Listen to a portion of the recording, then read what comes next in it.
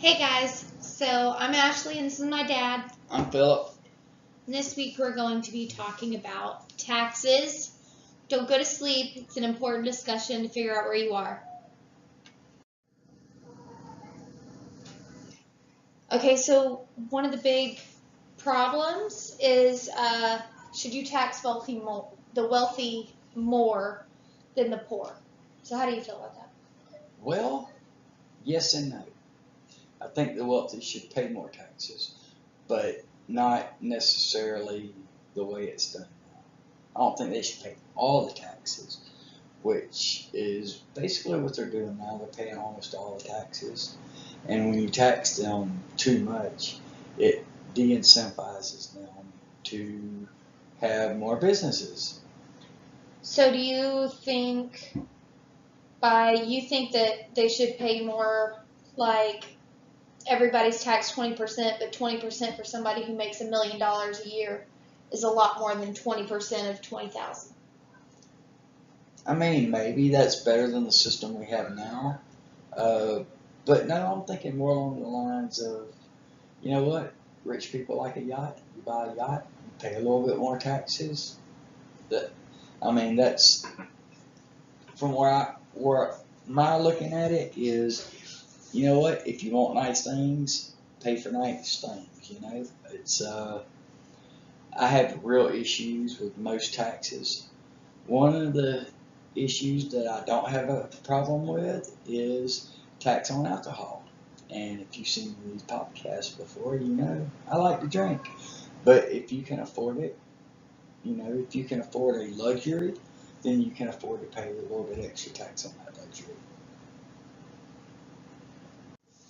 So I did actually look up the Democratic and Republican Party platform and what their party platforms say about taxes.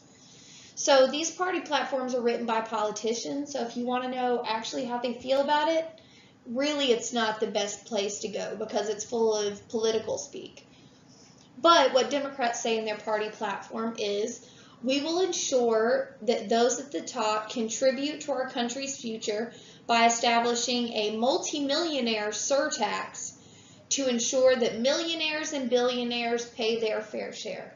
Can you hear millionaires and billionaires without hearing Bernie Sanders in your head? No. I can't. Every time I read millionaires and billionaires, I just think of millionaires and billionaires. I just hear Bernie Sanders in my head.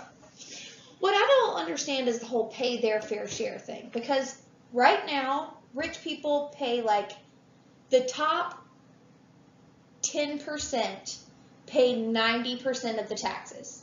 So what do you, and I read their whole freaking party platform, which really gave me a headache. And do you know how many times they say pay their fair share? I mean, they say pay their fair share a lot. Yeah, well. And what is their fair share? They pay 90%. I don't know. I think that the politicians should pay their fair share. I mean, how about that? Well, most of what politicians make these rules, so they know exactly how to get around them. They don't pay the kind of taxes that they put out on people. No, they don't. I'm sorry, but Bernie Sanders owns 3 freaking houses. Did you know that Bernie Sanders got kicked out of a, what do they call them? When they have like a little group of people that decide to live like communists. Idiots? I mean, yes. But it's like a little, God, I can't remember what it's called. But, you know, like when there's a group of 30 people and they decide that they're just going to make all their own food, grow their own plants, live completely off the grid, not have money involved. Potheads? No. Whatever it's called, Bernie Sanders, a commune. That's what it's called. He's part of a communist commune and got kicked out of it. Got kicked out of it because he's lazy. Aren't communes where nuns live? I think commune is like a general term. I think nuns live there.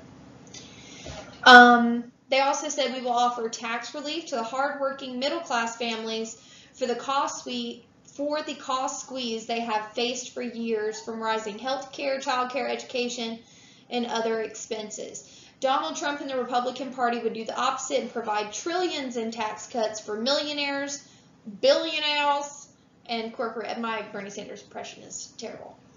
And corporations. So, okay, this is just a flat out lie. They don't provide tax relief to the middle class. Politicians lie. When they raise taxes, they keep saying millionaires and billionaires, so you think, yeah, take their money, not mine. But when they raise taxes on everybody. Yeah, the 90,000-aires. The 90,000 heirs, yes. So I was actually surprised by what was in the Republican Party platform, because they say that any restructuring of the federal tax system, any value-added tax or national sales tax must be tied to the simultaneous repeal of the 16th Amendment that established the federal income tax. So this country wasn't started with an income tax. They actually had to pass a constitutional amendment to be able to take money out of your paycheck. A temporary. It was supposed to be temporary. Temporary, yeah. Because we were in wartime or whatever, but once you give the government power, they don't ever give it back. So. Like, remember that tax that you voted for to pay for that bridge? There was a temporary tax until the bridge was paid for 30 years ago that you're still paying. Same thing. You remember that temporary toll road? In Atlanta? In Atlanta? That there's going to be a toll on for the rest of my life? No, it's gone. Is it? Yeah, it's finally gone. Oh, no, they replaced that with making you pay to go into the HOV lane. That's right. That's what, good Lord. They found another way to get that money. Right. It also says the current tax code is rightly object of both anger and mockery. Its length is exceeded only by its complexity. We must start anew. Which I wholeheartedly agree with. I'm an accounting major, and I'm telling you, tax code, I legitimately wanted to throw my computer through my wall this morning when I was doing my business tax homework. Absolutely aggravating as crap. Yeah. Well, this is my problem with that platform. They're liars. They say they believe these things, and then when it comes right down to it, they do nothing. They do nothing. And anyway, that aggravates the hell out of me. Go ahead. So, where are we going to now? All right. So now we're going to look at the competing tax systems. Progressive tax, flat tax, where Republicans and Democrats compete to get our taxes to see who gets the most? Bless you. What? You're allergic to taxes. Yes, I'm allergic to taxes. Tell that to the IRS. No, I said, is this where Republicans and Democrats compete to get our taxes? It was a very bad joke. Okay, so why that is actually a very poignant joke to this slide is because we're going to discuss the way most Democrats believe that the tax system should be, the way most conservatives think that the tax system should be, and then the way that Republicans want the tax system because they're big, giant vaginas. Oh. So the progressive tax, this is what most Democrats believe. And the more you make, the higher percentage they tax you. This tax system believes that people should be taxed on their ability to pay. So if you make $10 million a year, they're like, well, you only need $800,000 a year to, you really only need $800,000 a year to live. So we're going to take that $9,200,000 because you don't really need it. Yeah, well, ability to pay. What a phrase that is. Ability to pay. So, like a panhandler, what bills does he have? He's got like his bottle of wine that he needs to buy and a piece of cardboard to write his sign on. Mm-hmm. He doesn't really need much else, right? I wouldn't think so, no. He should be able to pay more, that panhandler. Hold on, that was a joke. So all you panhandlers that are out there watching this on YouTube, don't send me. Did you know that there are actually a good amount of panhandlers that are not homeless? That's just how they make their money? Yeah, some of them make $60,000-$80,000 a year doing that. Yeah.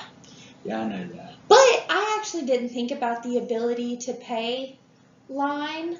Like, I took that straight out of a textbook about progressive tax because I was trying to be less biased because I hate that tax system, so I didn't want it to just come off what I thought. So it actually came out of a textbook. But the ability to pay thing is funny because, like, what are you going to do? You're going to tax, 19 and 20-year-olds 90% because their parents are still paying most of their bills? That's ridiculous. Yeah, well, I mean, it's like ability to go to the bathroom. Everybody has the ability to do that. It's just some people are a little bit gone, they have to do it in a diaper, but they're still able to. So what's that ability to pay thing they're trying to get you? All right, so I don't want to get too into the weeds on this slide because the pro-con slide is the next slide. But flat tax, everyone's taxed at the same rate, so everybody's taxed 10%. If you make $1 million, you pay $100,000. If you make $10,000, you pay $1,000 But you won't in taxes. Yeah. This tax system believes that everyone should pay an equal percentage of tax. Those who make more will still pay more, but at the same rate. And then there's fair tax, which a lot of people have not even heard of. Fair tax is where you have absolutely no income tax. They do all taxes through sales tax. This system believes that people should only pay taxes on the things they want to buy. If you want to buy a yacht, I think you've already made that point, you pay sales tax on it. But if you want to donate every dollar to charity, you don't have to pay anything in taxes. So do you have any idea where I stand on this? Which one's my favorite? Yeah, you're a fair tax guy. Yeah, yacht. Full disclosure, I am also a fair tax person. We'll talk about that when we get to it. First, I want to do progressive and flat. So a pro for the progressive tax system is that this tax system brings in the most revenue. Revenue meaning this tax system gets the most of your money, which is probably why that's the tax system we use. Huh. Do you think maybe it's not because they love the poor so much? It's just because that's how they can get the most money? I thought it was because they were like a government institution, so when they had to pay somebody to build a building, they actually have to pay 5 times how much it costs because the government wants it done. Cons. This tax system is extremely complicated, requiring loopholes and crazy calculations to attempt to avoid disincentive towards business, which it fails miserably at because, oh my God, if you are a small business and you're looking to hire people, you try to go read the tax code on that. You go read about payroll taxes. In fact, even if you don't want to start a business, if you want to tax businesses because you think they can afford it, go look at how payroll taxes work. And then you will see why so many businesses don't want to hire in the U.S. They just send their stuff to get made in China. Yeah, because it costs them almost as much in taxes as it does to pay the person to do the job. Yeah. Flat tax. So a pro of using a flat tax is that it would greatly simplify the tax code. It is much simpler. It would incentivize businesses to grow and individuals to become more successful because right now the reason that it doesn't do that is because if you make $70,000 a year and you're paying 20% in taxes, it's actually going to cost you money to get a raise to bump you up to $80,000 a year because you're going to pay more than $10,000 extra in taxes because it raises you up a tax bracket. And I'm not positive that those percentages are for those income levels because the system right now is so complicated. But in theory. And think about it. How many people do you know that said, oh, don't give me a raise. I can't afford a raise. I'll bring home less money. I guarantee you've heard somebody in your life say that. Interestingly enough, that's also the argument against welfare. It actually is because, yeah, I can get $1 an hour raise at work, but then I lose $700 a month on food stamps. Why the heck would I want a raise? It's going to cost me $500 a month. Absolutely not. And then there's fair tax, which is what we both prefer. If there has to be taxes. If there has to be taxes, which I believe there has to be taxes. There does have to be taxes. It just doesn't have to be what it is. No. So the pros of the fair tax system, and like I said, we're biased, so this is going to be a longer list than the other ones. It would eliminate the IRS. Illegal immigrants and drug dealers would pay taxes. It would eliminate payroll penalties and possibly fix the UBI problem. Do you know what I mean by UBI? No. Universal Basic Income. Oh, gotcha. So there's an idea right now among people who think that automation is going to become a problem to do a universal basic income, a check that every single American gets in the mail every month. Oh, gotcha. Okay. For basic necessities, clothes and shelter. Well, some kind of shelter. UBI shouldn't pay for your shelter. No, but if you did fair tax, then you wouldn't have property tax. You would have to pay a sales tax on the property when you bought it. No, property is a state tax. That has nothing to do with that. This property is a state tax. Property is a state tax, so that's your wrong. You could move to Florida.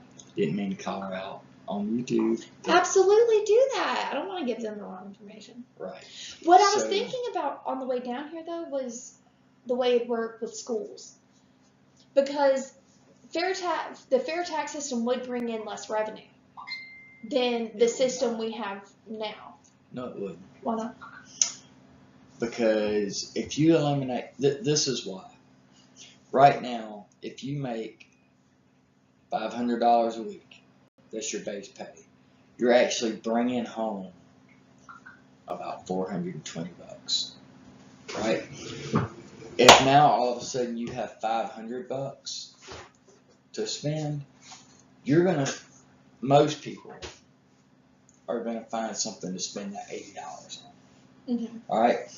Also, businesses right now, this is for all you businesses don't pay enough tax. Businesses would actually have to pay a tax for all of the products that they buy. So if you need screws for a certain product or whatever, you're now going to pay taxes on that. So the little loopholes and stuff are now gone because that's going to go straight into a sales tax. Well, I actually read that it doesn't tax the middleman. So like when businesses buy the supplies, it doesn't tax the supplies. They just have to add the sales tax onto the product.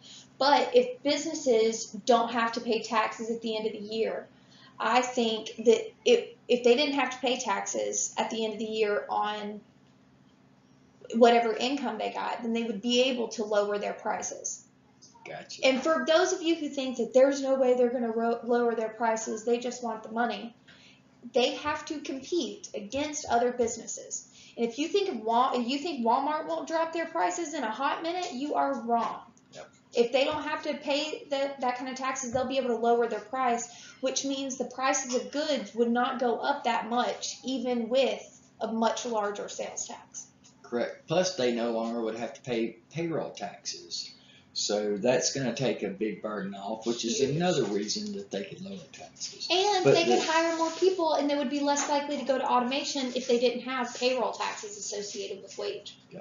But the number one reason that the taxes are not going to be less through the fair tax, and I would argue it's going to be more, is because right there in the description you read that now illegal immigrants, drug dealers, blah, blah, blah, are now going to be paying taxes. And so what do we mean by that? Well, now all of their taxes are under the table, blah, blah, whatever. But if you go to a fair tax, you know what? If you're wanting to go buy that big 52-inch TV, you're going to pay more taxes on it. And, you know, if a drug dealer wants to get these rims put on his truck to let everybody know that, hey, I'm riding my Escalade with my rims, I'm the guy with drugs. I hate Escalades. You know what I really hate? Escalade trucks. Don't hate vehicles. I hate Escalade trucks. Why? You won't put anything in it. What's the point of having a truck if you can't carry anything in the back? But my point is, these people are now going to pay a sales tax when they go to buy these products. How many times have you gone through a low-income neighborhood? They're living in these brick houses that look like they're about to fall apart, and sitting out front, you've got a Lexus and an Escalade, and I mean, come on, guys. I know you guys have seen it. Well, those guys are making their extra money under the table. So now they're going to be paying taxes whenever they go to buy whatever it is that they're going to buy with the money that they make from the drugs, which they're not now. Also, illegal immigrants are now going to be paying taxes anytime they go to buy anything. Whereas right now, many of them are paying nothing because there's no social security number, there's no way to prove who they are, blah, blah. But, and not just them, anybody that's getting paid under the table, if they want to have any type of lifestyle at all, they're now going to have to pay taxes. So I don't think that the tax revenue is going to go down at all with it. Personally. You know, that's a good point, but which if they tie it to a UBI or tie it, because to make up for the fact that there aren't all these deductions and stuff that people can take so that it doesn't overly hurt the poor to do a tax system that way, they would give a check every month to every person. So everybody would get a check to cover their sales tax for clothes and food and all that kind of stuff. Well, it would take care of the UBI problem, the universal basic income, because that would be your universal basic income. They could increase it they could increase that check a little bit more and go ahead and privatize schools, privatize Social Security, privatize Medicare and Medicaid, and that is just your subsidy in order to be able to live, which means healthcare costs would come down, welfare would quit disincentivizing people to work, because you're not going to lose that check if you get a promotion. You're not going to lose that check if, you know, you go back to school and get a job making $80 grand a year. You're not going to lose your check. You're going to get that no matter what. Exactly. So if you're out there and you're a hard worker and you really want to make it, now you don't have to be scared that raise that you're going to get is now going to cost you money. So now you're going to have to live on less income until you can get that next raise, 3 or 4 years from now. When you get a raise, you're actually going to get a raise. And I think that's going to incentivize competition, and I think that that's going to bring the people that actually work hard to the top instead of disincentivizing them. There's so many good parts. We could actually probably sit here for an hour and a half, 2 hours, and talk about all of the things that the fair tax can do.